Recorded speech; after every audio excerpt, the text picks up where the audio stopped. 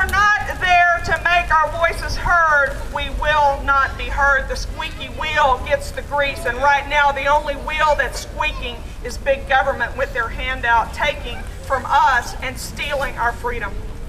You have got to be here. You have got to call your state representative at their capital office and at their district office. Write them, email them regularly between now and January and tell them property tax has got to go and Texas must stand sovereign and nullify federal health care. Yeah.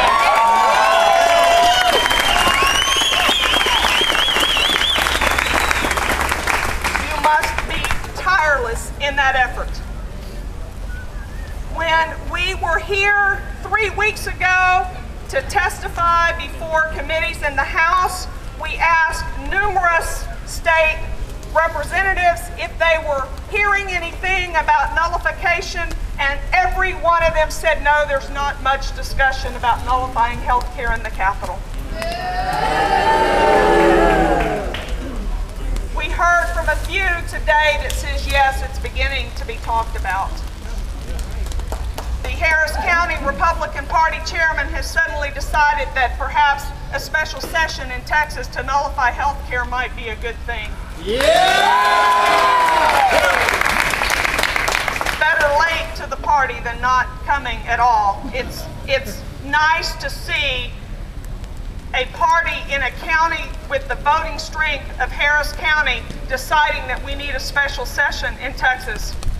We had a quick thinking grassroots activist today when the chairman of the committee said to her, you know, we cannot offer nullification language, we are not in session.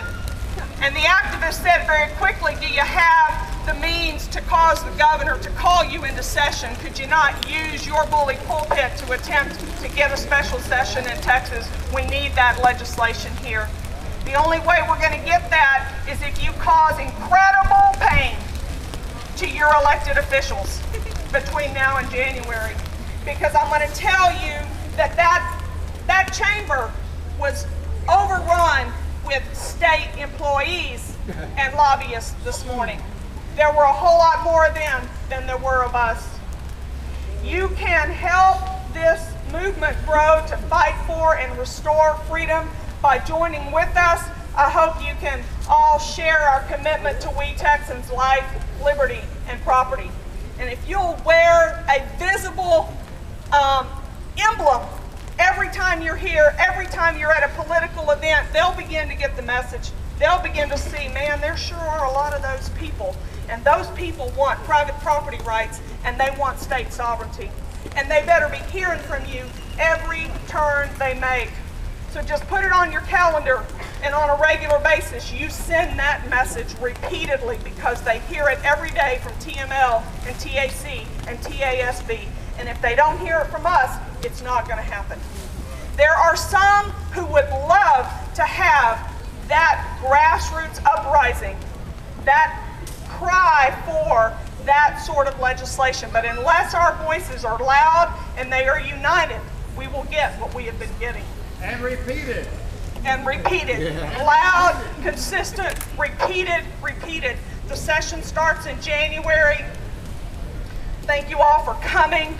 I have been honored to carry the banner with you and to stand shoulder to shoulder with you in this fight. I want to leave you this evening with words from a man named Frederick Bastiat. If you have not read Bastiat's book, The Law, I would encourage you to do that. It will give you a very different view of what the proper role of government is and what freedom looks like. And Bastiat offers this: protest as much as you like that the acts are inspired by the purest philanthropy, are designed as incentives to virtue and industry, are bonuses, favors, direct protection, so-called gratuitous gifts, alleged acts of generosity.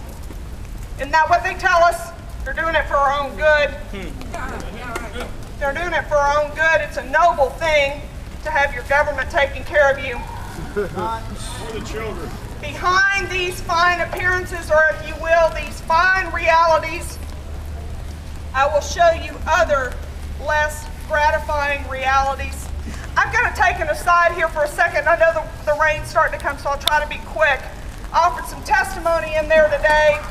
It's recently come to my attention as a practicing registered nurse that your state Medicaid program believes it's really important that they help your physician understand the sort of exam that he ought to perform every time he sees a child in his office.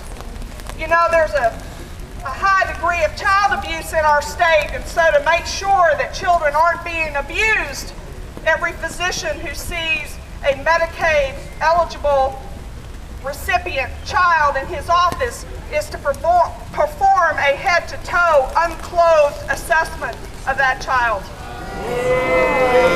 That is abuse, my friends. And see, we don't even know that our government coming out of this building is telling our healthcare providers that they have to do that. And if I, as an auditor for Medicaid, go into that physician's office and I read the records of those children that he's examined and he's been paid by state Medicaid dollars to examine, and he failed to fully undress that child and examine them from head to toe, I take his money back. Is that somebody who's already on Medicaid or Medicare or whatever? Or just Every eligible? Medicaid eligible child that is seen So in the it's just physician's eligible. office. They don't actually have to be. No, it's Medicaid recipient. Yeah. Okay. But the point is that a physician is in a better place to determine the type of assessment that ought to be done of that child. And it is abusive to unclothe a young child. And our state is mandating that behavior. I will show you other less gratifying realities. That's a less gratifying reality of this government intervention into health care. And there's much more where that comes from. Can the parent opt out at all? Do you know? I don't. The rights of some violated for the advantage of others, liberties sacrificed, property rights usurped, capabilities curtailed, acts of plunder perpetrated. Wake up, Texas. Continue the fight. Dig in. Fight hard. Stay eternally vigilant. The price of freedom is eternal vigilance. Thank you all so much.